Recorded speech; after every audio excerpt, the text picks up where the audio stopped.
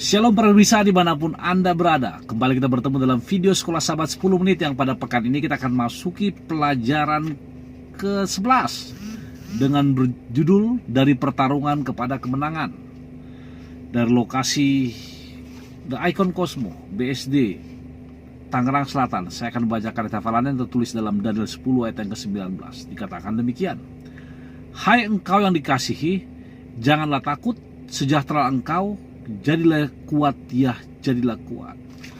Minggu ini kita akan masuki pelajaran ke-11 dengan fokus kepada buku Daniel, pasalnya yang ke-10, di mana dua pasal terakhir ini bercerita tentang bagaimana Daniel bergumul, berdoa, berpuasa. Bahkan ketika ia mendapatkan penglihatan di tepi sungai Tigris, apa yang dia alami? Kita akan coba buka pelajaran Sahabat Petang yang dimulai dengan awal penglihatan tersebut karena adanya kesusahan besar, di mana Daniel melihat adanya konflik. Bahkan dia merasakan bagaimana konflik ini sangat mempengaruhi dimensi rohaninya. Bahkan dia ungkapkan di balik layar bahwa ini merupakan pertempuran kosmis antara yang baik dan yang jahat, di mana setan menggunakan segala cara, termasuk ketika bangsa Yahudi kembali dari Babylon, dari Media Persia, untuk membangun kembali Yerusalem dan Ka'bah Tuhan. Dikatakan dalam pasal ini di mana Daniel terus berdoa. Ini mengindikasikan bahwa salah satu kekuatan utama kita untuk menaklukkan iblis adalah dengan doa. Bahkan secara jelas telah diimplementasikan oleh Daniel bagaimana dia boleh mengalami pengalaman yang luar biasa dengan doa. Itu sebabnya dikatakan dalam paragraf ke-2 hari Sahabat Petang, dikatakan seperti yang dikatakan oleh Rasul Paulus, berabad-abad setelah zaman Daniel, perjuangan kita bukanlah melawan darah dan daging, tapi melawan pemerintah-pemerintah, penguasa-penguasa, melawan penghulu-penghulu dunia yang gelap ini, melawan roh-roh jahat di udara. Yang akhirnya kita akan mengambil kesimpulan bahwa dengan Yesus kita bisa melewati hal tersebut. Ingat kata kosmis, dari kata kosmos, yang artinya apa? Pertempuran di alam semesta ini antara Yesus Kristus, pelakon utama, dan iblis si jahat. Hari Minggu dikuatkan dengan apa? Perlunya doa. Apa yang saudara lihat hari Minggu dikatakan apa? Sekali lagi berdoa dan berpuasa. Ingat, Daniel merasakan bagaimana kesedihannya. Walaupun dia tidak menguraikan pergabungan tersebut, namun dia melakukan doa syafaat yang sangat-sangat besar kemungkinan ketika pantangan yang dihadapi oleh bangsanya yang pulang dari pembuangan di Babel pada zaman Media Persia kembali ke Yerusalem. Kalau saudara baca buku Esra pasal 4 ayat 1-5, maka tantangan orang Yahudi pada saat itu adalah apa? Ketika mereka menghadapi lawan keras dari saudaranya sendiri, yaitu orang Samaria. Saya ingin katakan bahwa orang Samaria merupakan pecahan dari 12 suku, di mana 2 suku plus 1 itu menjadi orang Yahudi yang dibuang ke Babel, dan sisanya adalah orang-orang Israel yang tinggal di utara, yang pada satu zaman mereka diasingkan dan didatangkan orang lain ke tempat sana, sehingga terjadi asimilasi atau perkawinan campur dan membuat orang Samaria ini menjadi berbeda dengan orang Yahudi. Namun ingat, mereka menganggap diri mereka benar-benar orang Israel.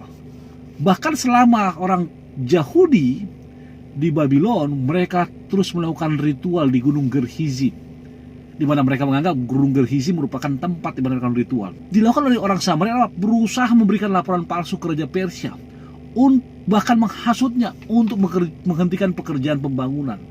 Dan pada titik ini Daniel meminta agar Allah mempengaruhi Raja Kores pada saat itu. Ingat, Daniel berusia 90 tahun, dan selama 3 pekan dia terus berdoa, berpuasa. Bahkan kalau saudara baca firman Tuhan dalam Daniel pasal 10, bahkan dikatakan dia tidak makan. Bahkan dia sangat makan yang sangat sederhana. Karena apa? Karena dia sangat prihatin kepada orang-orang Yahudi. Nah, saya ingin katakan ada di sini aplikasi bagi kita ketika kita melihat doa Daniel dan pengalaman yang berharga. Apa yang telah kita buat? Sejauh mana kita berdoa? Apakah hanya untuk makan, minum, dan segala isinya? Bahkan di bagian bawah dikatakan, kita harus memetik pelajaran berharga. Yang pertama, kita harus berdoa, bahkan ketika permohonan kita tidak segera dijawab. Itu paragraf ke-4, saudara. Ada sesuatu yang istimewa tentang doa syafaat. Ingatlah bahwa Tuhan memulihkan keadaan Ayub setelah ia minta doa untuk sahabat-sahabatnya, dan Tuhan memberikan kepada Ayub 2 kali lipat dari segala kepunyaannya dulu. Dan yang ketiga katanya, doa mendorong Allah untuk melakukan sesuatu yang konkret dan nyata. Jadi marilah kita berdoa dan akan semua jenis doa dalam menghadapi pencobaan yang tak tertahankan, masalah besar dan lainnya. Kenapa, saudara? Karena itulah tujuan kita hidup. Bahkan dikatakan ketika Daniel menggambarkan pengalamannya, maka Daniel melihat, Daniel pasal 10 ayat 5 dan 6, ia melihat dan mengingat kembali seorang anak manusia digambarkan dalam penglihatan pakaian surgawi. Pakaian linennya, kemudian ada panglima bala tentara, ada juga emas, di mana ini melambangkan, kalau saudara baca hari Senin, pakaian linen melambangkan pakaian imam, kemudian bala tentara melambangkan bait suci, emas melambangkan apa? Martabat kerajaan. Terakhir menyamakan sosok ini dengan kilat api dan perunggu.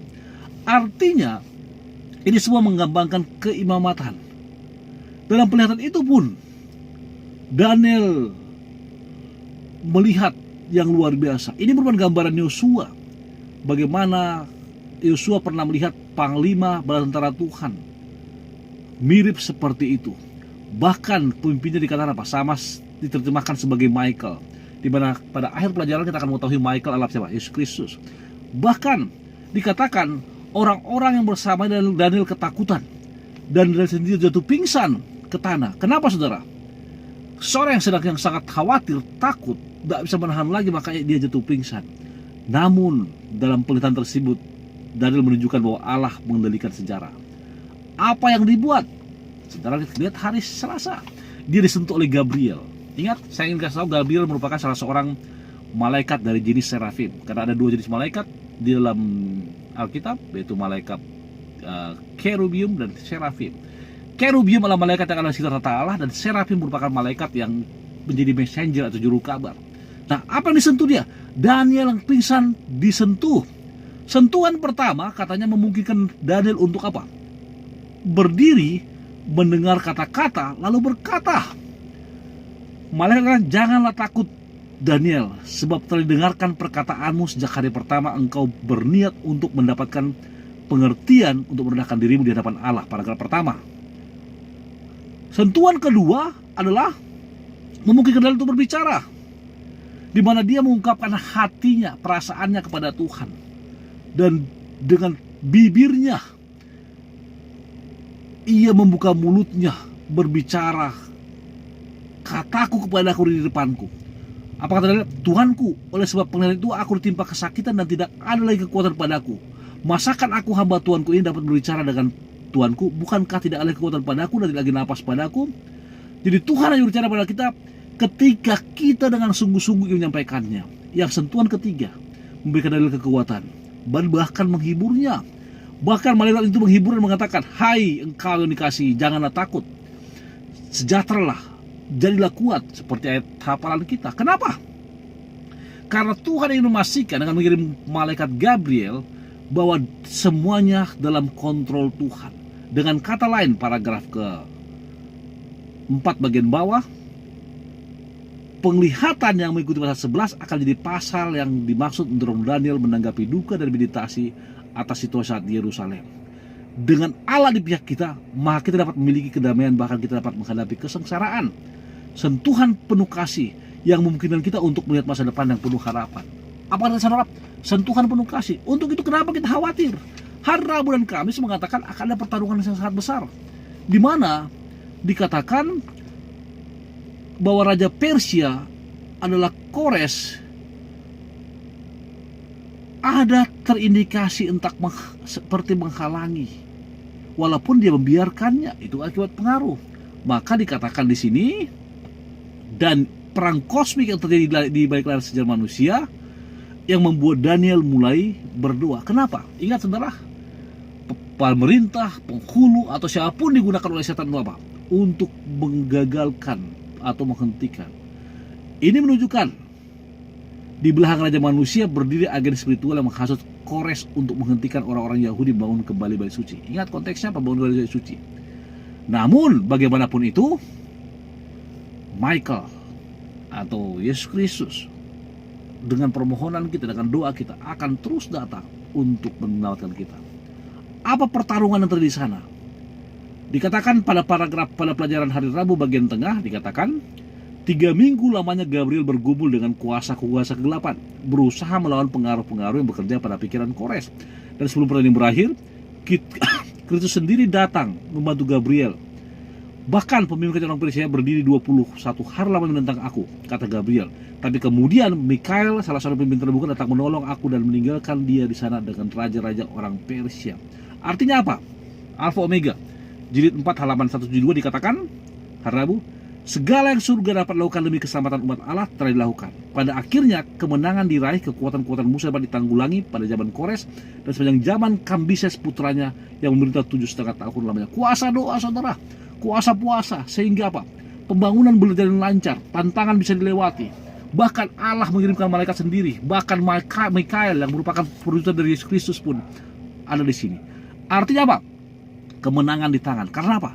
Karena karakter yang paling menonjol dalam kitab Daniel adalah apa?